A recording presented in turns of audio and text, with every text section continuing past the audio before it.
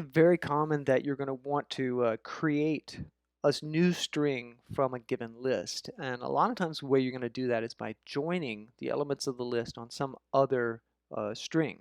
For instance, we're going to eventually want to print out our list of items with commas in between most of them. At least for 3 or more, we're going to need to put commas in between them, and somehow we're going to have to cram an and in before that last element.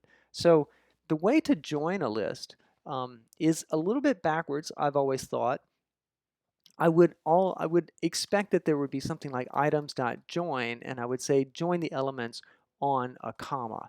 But there is no method, there's no way to call that. That doesn't belong to the items um, object. It actually, the join belongs to the string object. So I would say the string that I want to use in between each of these, and I just write it as a literal string, comma, space, dot join, and then I pass it items.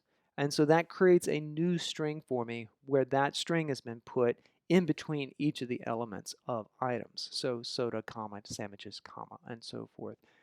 I've always felt like this is backwards, but that's the way the language has evolved. And so that is the way to join the elements of a list and create a new string.